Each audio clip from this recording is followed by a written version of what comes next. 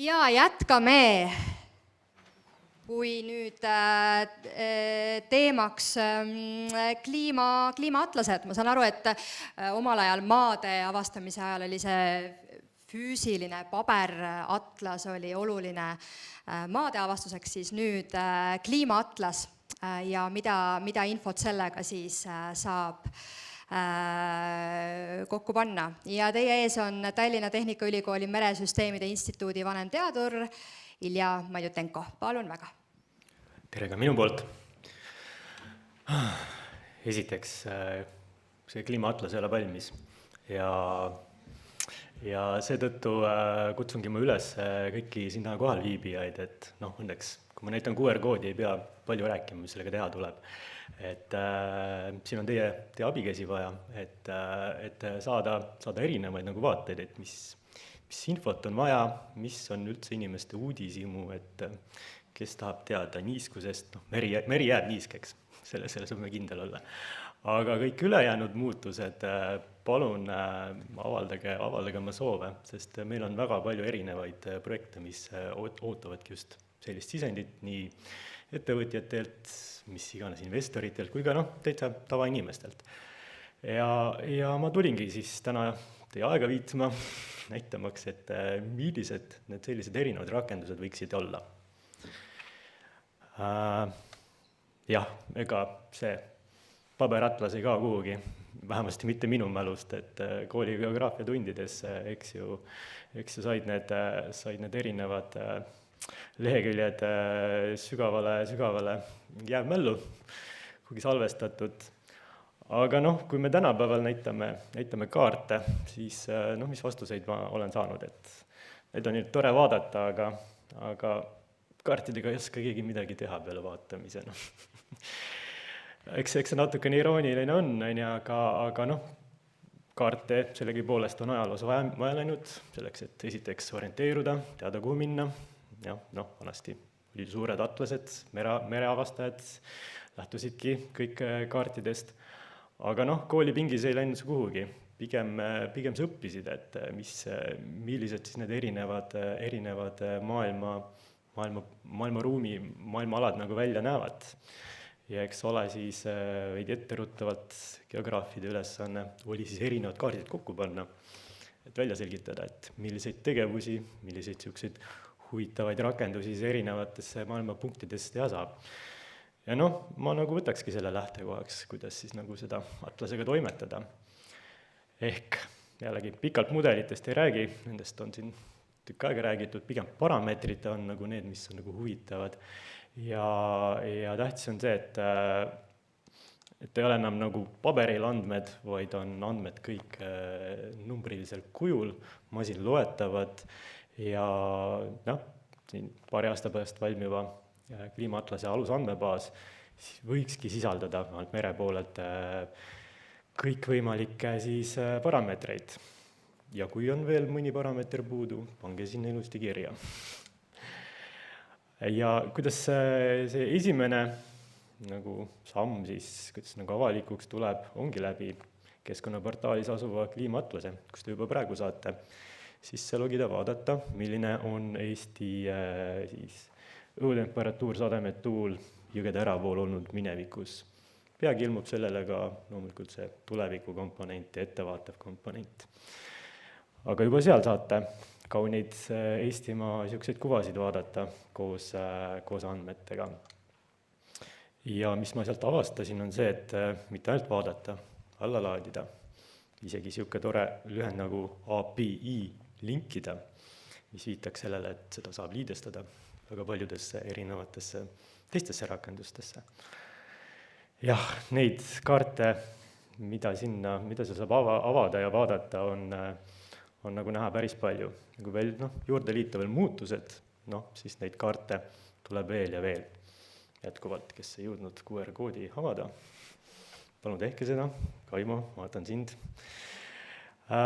Kui palju neid kaarte on? Kohe mul tekib küsimus, et siin ei ole vist neid ansambleid, aga küll stsenaariumid, N-stsenaariumid, N-parameetrid, N-statistikut, N-aega, kas suve, suve keskmine, talve miinimum, trendid, jälle mingisugused kaardikihid. Ja mis mere puhul, mere puhul veel on oluline, on see vertikaalne jaotumus, eks ju, et mõnda huvitavad merepõhjas toimuvad muutused, vahekihis, enamused muidugi piirduvad pinnaga, aga kokku ma lugesin 3,2 miljonit kaarti, et edu selle kliimaatlase tegemisega. Sest esimeseks rakenduseks, ressurssi on palju, mida kaevandada, et teekski siis ühe väikse andmekaeve eksperimendi. Ehk võtame siis näiteks kaks sellist muutust. Üks ilmestab, ilmselgelt punane, siis on temperatuuriga seotud. Sinine on soolsuse muutus, et minule kui okeanograafile juba hakkavad siin mingisugused mustrid tööle, et ilus Eesti rannajoon, näha on kõik, mõnes kohas on suuremad muutused, mõnes kohas on väiksemad muutused, et näha on, et väga eripalgelised on need ruumilised muutused, aga kui eripalgelised nad tegelikult on, annabki meile selline uus muster, kui me need 2 kaarti kokku paneme, mitte ainult need 2 kaarti, vaid ka ajas, 100 aastat, aasta keskmised kokku, saame sellise punkti pilve. Kuidas nüüd sellest nüüd sotti saada, et X-teljel on soolsuse muutused, selge see, et enamus muutused läheb magenemaks pigem, aga näete, väga suures ulatuses jälle. Positiivses vertikaalteljel on temperatuuri muutused, jällegi näha, et peaaegu 0-st 3,5-ni. Jällegi, mina lasen kohe siia masina kallale, et selgitame välja siis, millised on need tüüpilised muutused. Muidugi see mitmeks me seda jaotamine, sõltub jällegi natukene kõhutunnest, aga selleks on samamoodi mingisugused metoodikad olemas. Siin ma toon lihtsalt välja sellise lihtsa näite, et olen leidnud, et 1, 2, 3, 4, 5 sükest tüüpilist muutust iseloomustab soolsust ja temperatuuri Eesti ranniku piirkonnas. Ja olen lasknud masinal niimoodi ära jaotada. Ja juba siit hakkavad mul kooruma sellised tüüpilised muutuste mustrid. Võtame näiteks need ülemised kaks rohelist, mis iseloomustavad siis suuremaid temperatuuri muutusi. Nüüd tagasi joonistades need sellised muutused ruumi koordinaatidesse ja ka ajamastaapi saan ma hakatagi siit juba järgmiseid mõtteid arendama, et mingisugused suuremad muutused on näiteks seal madalamad soolsuse ja suuremad temperatuuri muutused, ilmselgelt ootavad ees esiteks suvel, juuli-august seal ja peamiselt Liivi lahe piirkonda, et sellistest seda tüüpi väheste soolsuste muutustest on põhjarannik suhteliselt puutumata. Küll aga temperatuuri seal ekstreemsemas osas, kus on suured soolsuse ja suured temperatuuri muutused, sellist saatust tõenäoliselt tabab rohkem siin põhjaranniku piirkondi. Ja nii edasi, et näete, et selliseid erinevaid tüüpmuutustega piirkondi on Eesti meres päris ohtralt võimalik identifitseerida. Või millised on tüüptalvised muutused. Jah, aga tegelikult vajadused on palju maisemad, mis me siin andmeruumidest ikka räägi, et peamiselt küsitakse ikkagi, et kas sajandi lõpuks mereseisund näiteks paraneb. Sellele püüame vastust anda ühes meredigikaksiku projektis, mis ongi loodud selleks, et merest väike digikaksik teha ja siis niimoodi ennustada sellise virtuaalse kaksiku pealt, kas siis muutub midagi paremaks või mitte. Väga palju on selliseid insener-tehnilisi küsimusi, näiteks, et kui me nüüd siia muul ehitame ühte teise või kolmandasse kohta, kuidas see kliimaperspektiivis seda regionaalset seisundit muutub. Selleks, et mitte uut mudelit arendada, selleks me arendamegi selliseid emulaatoreid, jällegi mudelitest digikaksikuid, millega me saame odavalt teha selliseid erinevaid stsenaariume ja hinnanguid anda. Ja meil seal Tehnikaülikoolis inseneri jagub väga palju. Ühed projekteerivad maju, teised projekteerivad tuuleparke. Kõikidel neil on tarvis selliseid tuleviku vaate andmebaase ja mitte ainult aasta keskmiseid, kuu keskmisi, hoonete temperatuuri hindamiseks on vaja niisugust ööpäevast tsüklit, et kas hommikul keegi tulevikus paneb jahutuse käima või konditsioneeri käima. Üks väga, väga oluline rakendus minu arust oli see isegi mitte miljoni euro küsimus, vaid 100 miljoni, et kas Eestil on uut jäälõhkujat vaja sajandi lõpus. Aga täpselt oli neil vaja teada, et kui palju on tuleviku tuleparkide piirkonnas üldse tõenäoline, et jää esineb ja kas seda jääd peab lõhkuma või ei pea lõhkuma. Sellest siis sõltub, et kas me siin Tarmo asendatakse või renditakse kamba peale üks uus jäälõhkuja. Mina lisaks veel ühe väga tähtsa rakenduse on hariduse rakendus, et me siin näitame erinevaid trende ja aasta keskmiseid, mis on seal paremal, aga kui see on reaalselt arvutatud on või siin vasakul peal on ilus Läänemeri kõiki oma komplekssete keeriste pööristega, kuidas siis sellest saab siis üks punkt graafikul, et üheks selliseks kuidas mõista neid statistikuid, mida me siit esitame. See on väga, väga oluline haridus eesmärk, mille ka võite sinna vormi ilusti käima panna, nii et niisugune väike agenda mul täna on siin, et palun aidake kaasa nende erinevate rakenduste siis disainimisse. Nii, 38, 2 minutit aega kohvini. Kas üldse tulevikus on neid andmeatlaseid vaja? Et kõike saab tänapäeval ju pärida ja küsida ja sul antakse PhD level vastuseid. Et eks ma siin ka väikest viisi olen 3 veretilka ära andnud ja eks see tuleviku saatus stsenaarium lõppvaatus on ammu ette teada, kuidas, aga vaata, mis need kratid meile nende atlaste mõtete kohta ütlevad, et kehastusin niisuguseks onu Iljaks, kes ei tea kliimast midagi, ega mine tea, võib-olla ei teagi, aga igal juhul onu Ilja valmistas ette 2 sellist avaandmebaasi, millega tundub, et kratt sai päris hästi hakkama. Esiteks kiitis ja tõesti väga hea kraam, jätke meelde. Kõik andmebaasid, mis anname, on väga hea kraam. Aga siis ikkagi tekib küsimus, et kuidas juurde pääseda ja mina ütlesin talle, et kuule, et TalTechi teadlased andsid mingisugused andmebaasid. Kohe vaidles vastu, ei, need ei ole andmebaasid, need on failid, need ei ole lihtsalt failid, need on NetCDF failid, need on serveris olevad failid, neid saab eemalt ligi. Üle veebi saab kõikidele nendele andmetele ligi. Ja ega te ei pea midagi tulevikus krattidega ise peaaegu tegema. Kratt saab ise need andmed kätte. Kratilt lihtsalt küsite, et näiteks, et mina kohe küsisin, et mis siis juhtub Pärnus ja Tallinnas veetemperatuuriga. Ilma mingisuguse suure siukse oluline krattidega töö juures on lihtsalt keelata tal ära jauramine ja uute mõtete väljamõtlemine.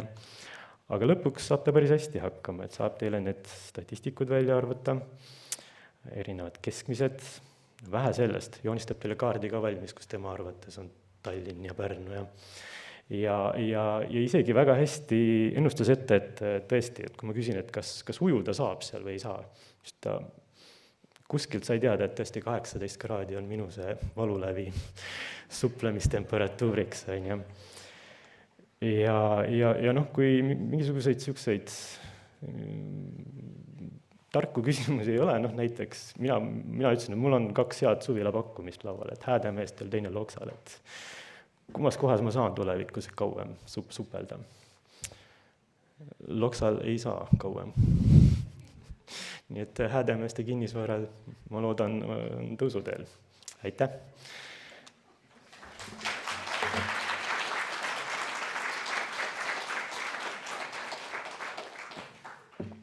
Aitäh, Ilja, ja jätkame siit küsimustega saalist. Anna julgelt käega märku ja esita oma küsimus. Kui praegu saalist ei paista, ikka paistab. Ja kohe siit eest, aitäh. Mul on selline küsimus, et Piia ja Erko esitasid põhimõtteliselt, ütleme niimoodi, ühe punkti või ütleme ühe väärtuse kogu Eesti ala jaoks ja ütlesid, et määramatus on suur, eks ju, ei saa teha mingeid järeldusi.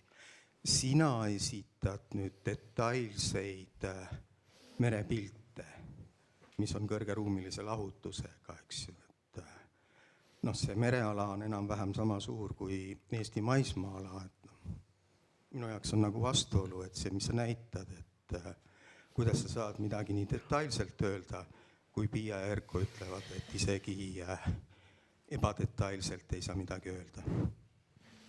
Aitäh! Nojah, et siin häid vastuseid on palju, mis sulle võiks vastu öelda, aga mulle õudselt meeldis Piia need oranžid, hallid ja rohelised tsoonid, on ju, et mõne parameetriga on tõesti see kliimamuutus määratud seal selle oranži piirkonnas, et mina tahan sellest rohelisest tsoonist rohkem aru saada, et kus need suuremad muutused, kõige suurem muutlikkus siis aset leiab. Jah. Mõistame kõigepealt neid looduslikke muutlikkuse piire ja kuhu suunas nad vähemalt eri regioonis meil siin liiguvad. Vabalt võib-olla Liivi lahes muutused ühes suunas, Soome lahes teises suunas. See on lihtsalt üks tee, mida valida. Ei saanud aru. Hiljem seletan. Nii, läheb intrigeerivaks. Kas on küsimusi veel saalis? Võtan siia vahepeale ühe veebiküsimuse. Mis mõjutab merekeskkonda rohkem? Kas järjestikused külmad ja jäärohked talved või pigem pehmed ja jäävabad? Ei ole see nii must-valge, et kas üks ja teine, mõlemad ikka mõjutavad, et meil siin hiljuti hakkab just lõppema üks ekstreemne talv, eks ju. Siin tuli väga palju uusi mõtteid juurde, kuidas jääolu ja selline madal veetase, nagu meil oli, mõjutavad, et eks me õpime neid kliimaseoseid siin aastatega juurde, et näete, 2020 oli väga jäävaene jäätalv, maailm ei saanud otsa, ei nii. Õnneks ei saanud. Kuidas saalis on küsimustega? Jaa, palun.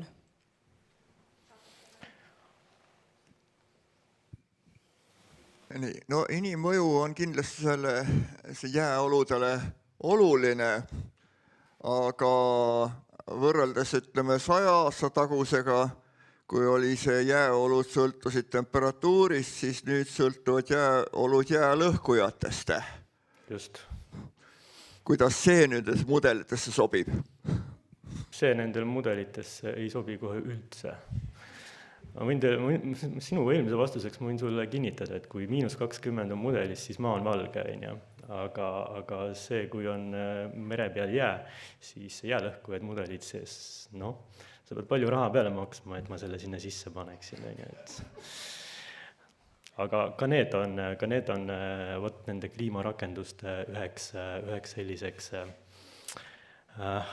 otsitavate kliimarakendusteks, et kas leidub saalis mõni inimene, kes on huvitatud sellistest what-ifidest, et kui tõesti Pärnus seda jääd saagida iga talv, kuidas see siis nagu Hädemeeste jääkliimale mõjub. Pane kirja. Nii, ajakirjaniku rumal küsimus ka. Kas kliimaatlast saan mina ka täiendada kuidagi? Ja soovi korral kindlasti, et lähed sinna vormi ja paned oma soovi sinna kirja ja tuleb ka sulle selline rakendus. Et nagu me siin nagu viimased 2 minutit näitasin, et see jutustamine, et kui sul oleks tarvis nagu mingi head nupumagnetit, kui sa selle seal välja põlud, nüüd võrreldes tavalise kasutusega on see, et sinu see jutt on niimoodi back-upitud, on halb sõna, niimoodi kindlustatud numbritega ja võib-olla isegi nende lehvikutega, mida Piia sulle varsti annab. Aga ma võin selle metsa ka keerata siis, jah? No sina vastutad. Absoluutselt. nii, täpselt ühe küsimuse jagu on veel meil ruumi. Kas saalis on Iljale veel üks küsimus? Kui ja Piia, palun. Kas Kratt vastas sulle ka selle, et kui suur on määramatus nendes sinu projektsioonides? Jah. Ahah, siis oli, kas küsimus on jah vastus, aitäh. Vastas, aga noh, mis sa selle vastusega teed, et usud sa seda? Ma annan sulle selle vastuse. annab ja ta annab sulle isegi see, et peremees anna tööd juurde veel. Tahad sa veel midagi kuulda? Aitäh, Ilja, aplaus veel kord.